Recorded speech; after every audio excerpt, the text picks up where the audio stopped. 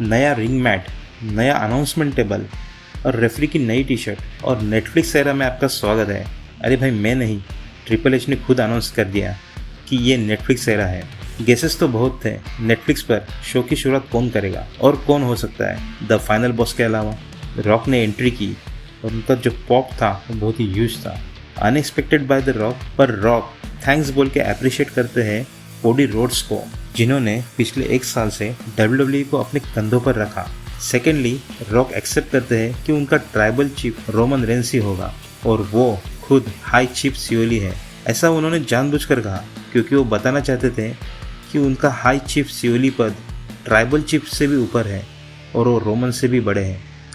Show opening match था tribal combat, solo Sikoa versus Roman Reigns. Roman तो भाई अपने खुद के एडिशन के नाइकी शूज पहन के आए थे। मैच तो रेसलमेनिया मेन इवेंट टाइप था। रोमन को स्पिनिंग सोलो अनाउंसमेंट टेबल पर, स्टिल स्टेप्स उनके मुंह पर, चेयर शॉट्स, केंडो शॉट्स, लो ब्लो, चेयर पर स्पिनिंग सोलो। फिर भी रोमन रेंस सोलो को टेबल पर पावर बम देते हैं, पर 3 काउंट से पहले ही टामा टोंगा रेफरी को रिंग के बाहर खींचते हैं। फिर जेकब फाटू रिंग में रोमन को डिस्ट्रॉय करते हैं और जैसे ही सोलो स्पाइक देके रोमन को पिन करने लगते हैं, तभी shockingly Roman Reigns kept out करता है, जिस पर सोलो रेफरी को स्पाइक देके रिंग के बाहर निकाल देता है ताकि वो रोमन को डिस्ट्रॉय कर सके। पर उन्हें बचाने आते हैं जिमी और सैमी, जो सोलो को सुपर किक और हेलियो किक देते हैं। फिर बाद में रोमन रेंस सोलो को स्पेयर देके पिन करते हैं, पर सोलो कैप्ट आउट करता है, जिस पर रोमन को विश्वास नहीं होता। रोमन क्या, किसी को भी इस पर विश्वास नहीं होता। फिर न जाने कहां से केविन ओवेंस आते हैं और रोमन को स्टनर देते हैं।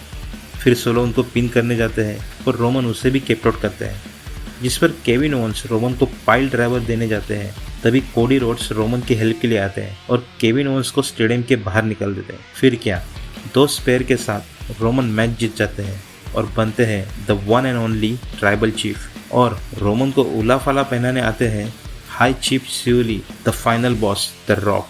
We are so back as Roman our tribal chief and wise man Paul Heyman. John Cena का फेयरवेल टूर होता है आज से। जॉन सीना ने तुक्का मार के देख लिया कि WWE यूनिवर्स को उनका रेसलमेनिया अपोनेंट कौन सूट करेगा। उन्होंने ड्रू मैकिंटायर, CM पंक, लोगन पॉल, गुंथर और आखिर में कोडी रोड्स का भी नाम लेके चेक किया। मेरे हिसाब से CM पंक और कोडी रोड्स को ज़्यादा पॉप मिली। उन्होंने शुरुआत में तो वो 17 टाइम वर्ल्ड चैंपियन ना बनने का रीज़न भी बताया और कहा कि उन्होंने पिछले 2446 दिनों से एक भी मैच नहीं जीता, बल्कि आज के रेसलर्स उनसे बेहतरीन परफॉर्म कर रहे हैं। उन्होंने कहा कि रिकॉर्ड तोड़ने के लिए उन्हें या तो एलिमिनेशन चेंबर या फिर मनी इन द बैंक या फिर रॉयल रंबल जीतना पड़ेगा, जिसमें वो बोले शायद रॉयल रंबल पॉसिबल हो सकता है। और वो आगे कहते हैं कि वो रॉयल रंबल में सिर्फ पार्टिसिपेट ही नहीं बल्कि जीत कर भी दिखाएंगे। वाह, जॉन सीना का रॉयल रंबल जीतना, फिर रेसलमेनिया पर मेन इवेंट करके record breaking 17 time world champion बनना, क्या यह हो सकता है? कमेंट्स करें आपकी राय।